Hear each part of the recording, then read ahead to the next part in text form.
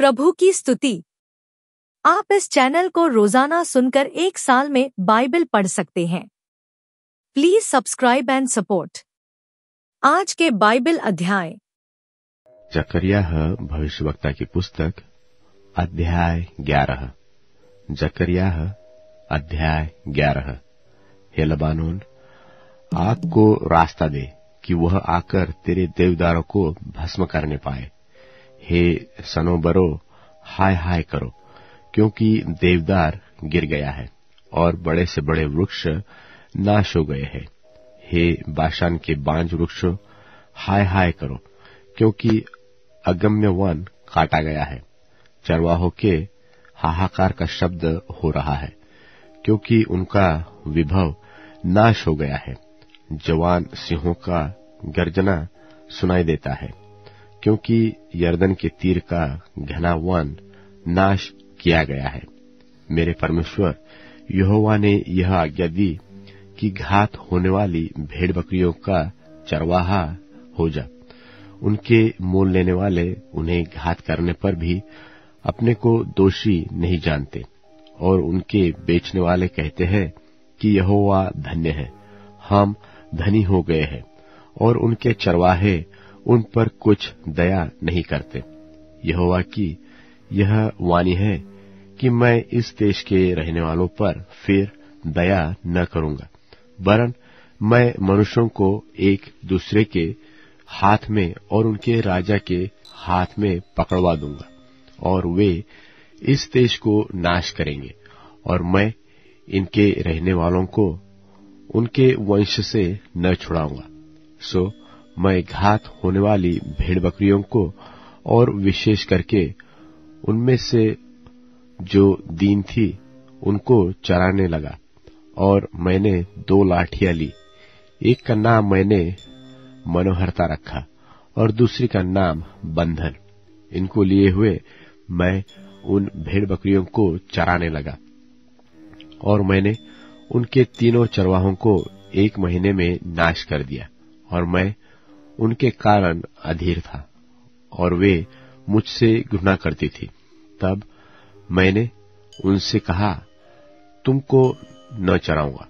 तुम में से जो मरे वह मरे, और जो नाश हो वह नाश हो, और जो बची रहे वे एक दूसरे का मांस खाए। और मैंने अपनी वह लाठी, जिसका नाम मनोहरता था, तोड़ डाली, कि जो वाचा मैंने सब अन्य जातियों के साथ बांधी थी, उसे तोड़ू। वह उसी दिन तोड़ी गई, और इससे दीन भेड़ बकरियां जो मुझे ताकती रही, उन्होंने जान लिया कि यह यहोवा का वचन है। तब मैंने उनसे कहा, यदि तुमको अच्छा लगे तो मेरी मजदूरी दो, और नहीं तो मत दो। तब उन्होंने मेरी मजदूरी में चांदी के 30 टुकड़े तौल दिए। तब यहोवा ने मुझसे कहा, इन्हें कुम्हार के आगे फेंक दे, अर्थात यह क्या ही भारी दाम है जो उन्होंने मेरा ठहराया है। तब मैंने चांदी के उस 30 टुकड़ों को लेकर यहोवा के घर में कुम्हार के आगे फेंक दिया। और मैंने अपनी दूसरी लाठी, जिसका नाम बंधन था, इसलिए तोड़ डाली कि मैं उस भाई भाई के से नाते को जो यहूदा और इस्राएल के बीच में है तोड़ डालूं।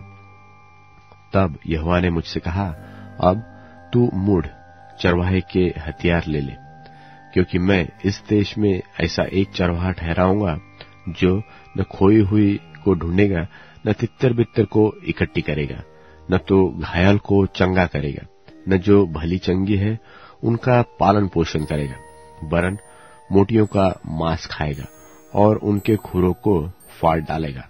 हाय उस निकम्मे चरवाहे पर जो भेड़ बकरियों को छोड़ जाता है, उसकी बाह और दहिनी आंख दोनों पर तलवार लगेगी। तब उसकी बाह सूख जाएगी और उसकी दहिनी आंख बैठ जाएगी। जकरिया भविष्यवक्ता की पुस्तक अध्याय 12। जकरिया अध्याय 12। इस्राएल के विषय में यहोवा का कहा हुआ भारी वचन। यहोवा जो आकाश का तानने वाला और पृथ्वी की नेव डालने वाला और मनुष्य की आत्मा रचाने वाला है, उसकी यह वाणी है कि देखो, मैं यरूशलेम को चारों ओर की सब जातियों के लिए लड़खड़ा देने के मद का कटोरा ठहरा दूंगा। और जब यरूशलेम घेर लिया जाएगा, तब यहूदा की दशा ऐसी होगी, और उस समय पृथ्वी की जाति जातियां यरूशलेम के विरुद्ध इकट्ठी होगी। तब मैं उसको इतना भारी पत्थर बनाऊंगा कि जो उसको उठाएगा वे बहुत ही घायल होंगे। यहोवा की यह वाणी है कि उस समय मैं हर एक घोड़े को घबरा दूंगा और उसके सवार को घायल करूंगा, और मैं यहूदा के घराने पर कृपा दृष्टि करूंगा, परंतु अन्य जातियों के सब घोड़ों को अंधा कर डालूंगा। तब यहूदा के अधिपति सोचेंगे कि यरूशलेम के निवासी अपने परमेश्वर सेनाओं के यहोवा की सहायता से मेरे सहायक बनेंगे।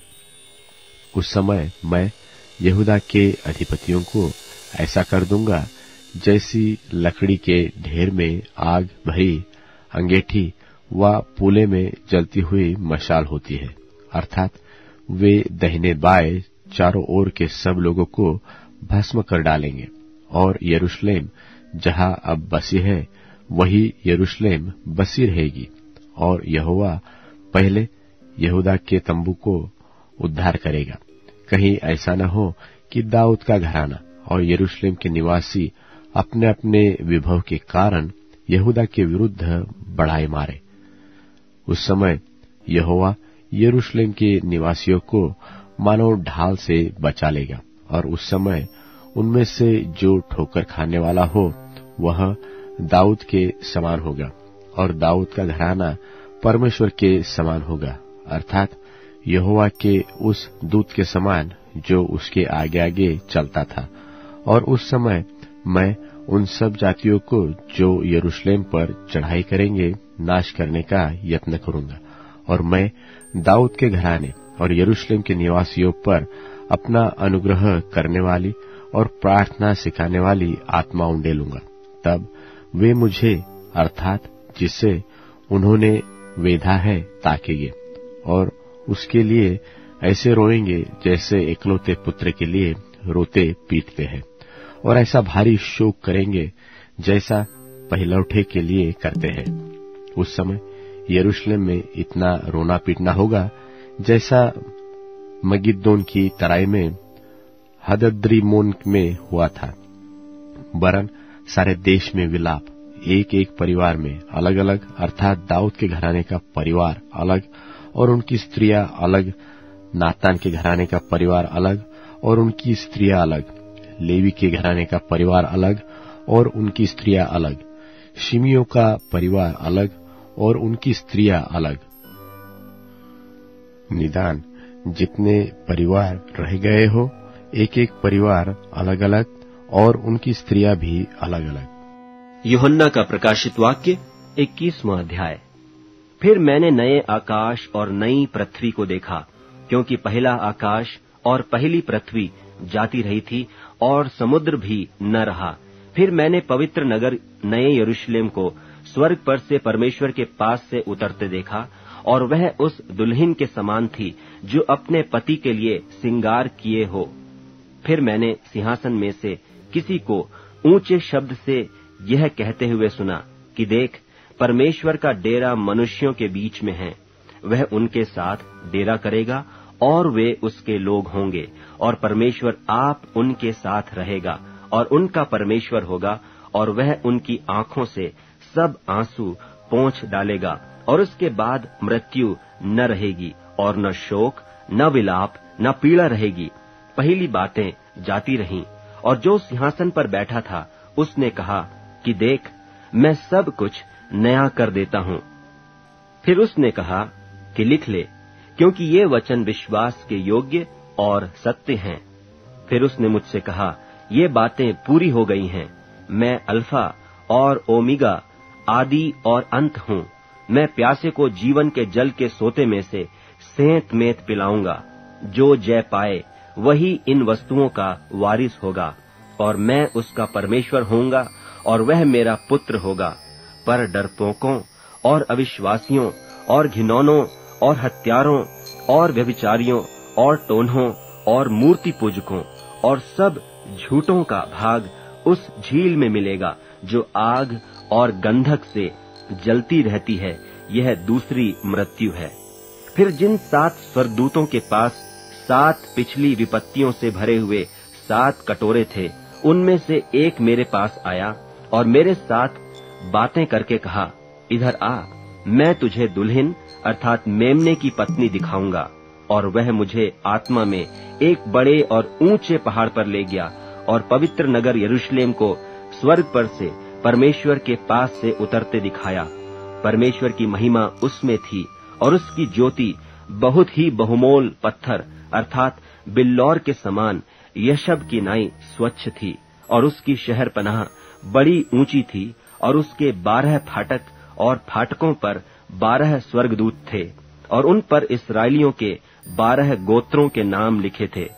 पूर्व की ओर 3 फाटक, उत्तर की ओर 3 फाटक, दक्षिण की ओर 3 फाटक और पश्चिम की ओर 3 फाटक थे। और नगर की शहरपनाह की 12 नेवें थीं और उन पर मेमने के 12 प्रेरितों के 12 नाम लिखे थे। और जो मेरे साथ बातें कर रहा था, उसके पास नगर और उसके फाटकों और उसकी शहरपनाह को नापने के लिए एक सोने का गज था। और वह नगर चौकोर बसा हुआ था और उसकी लंबाई चौड़ाई के बराबर थी। और उसने उस गज से नगर को नापा तो 750 कोस का निकला। उसकी लंबाई और चौड़ाई और ऊंचाई बराबर थी। और उसने उसकी शहरपनाह को मनुष्य के अर्थात स्वर्गदूत के नाप से नापा तो 144 हाथ निकली। और उसकी शहरपनाह की जुड़ाई यशब की थी। और नगर ऐसे चोखे सोने का था जो स्वच्छ कांच के समान हो। और उस नगर की नेवें हर प्रकार के बहुमोल पत्थरों से संवारी हुई थीं।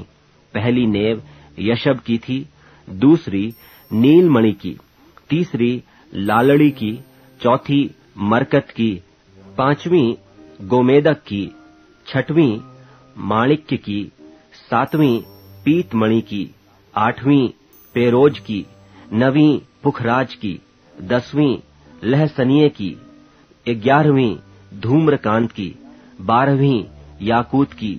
और 12 फाटक 12 मोतियों के थे।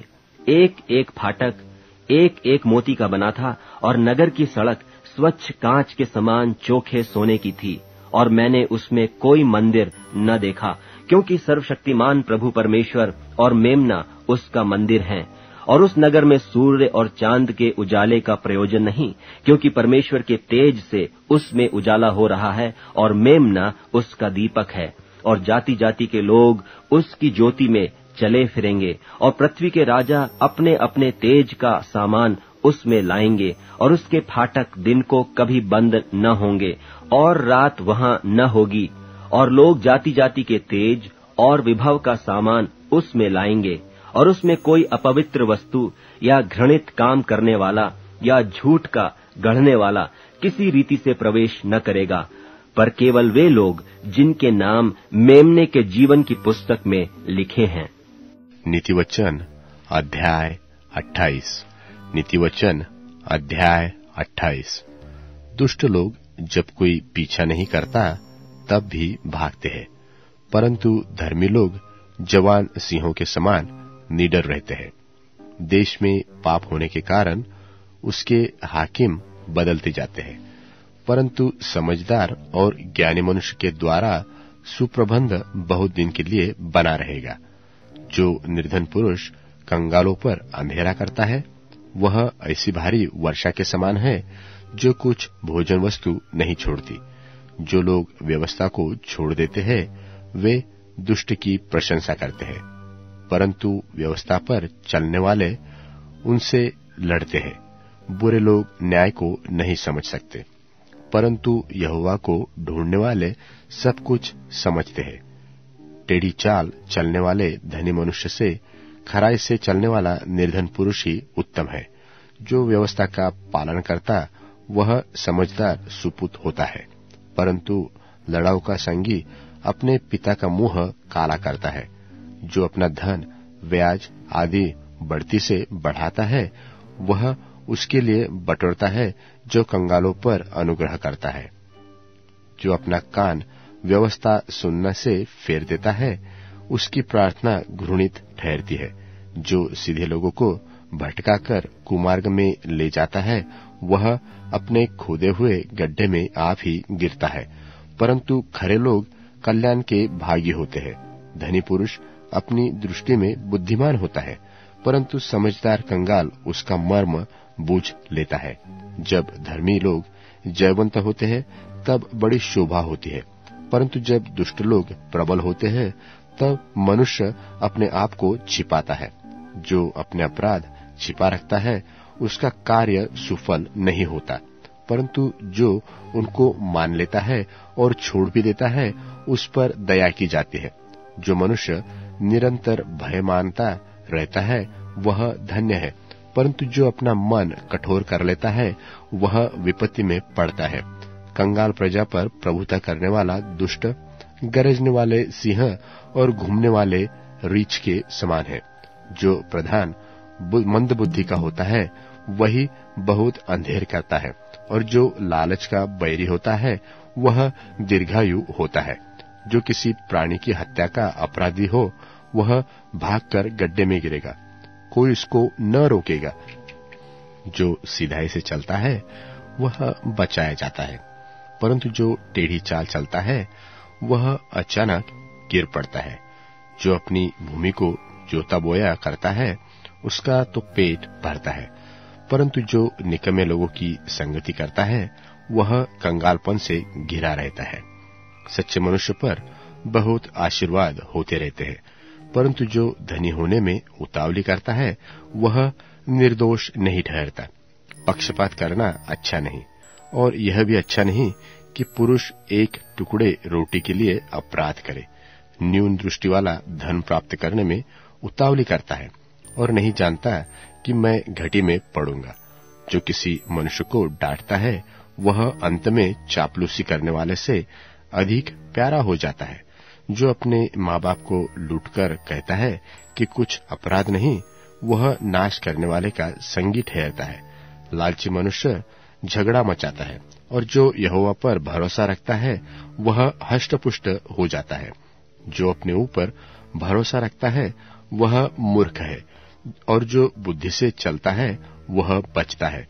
जो निर्धन को दान देता है, उसको घटी नहीं होती, परंतु जो उससे दृष्टि फेर लेता है, वह शाप पर शाप पाता है। जब दुष्ट लोग प्रबल होते हैं, तब तो मनुष्य ढूंढे नहीं मिलते, परंतु जब वे नाश हो जाते हैं, तब धर्मी उन्नति करते हैं। अब Amazon music, tune in, Spotify और YouTube म्यूजिक में उपलब्ध है। Please follow it.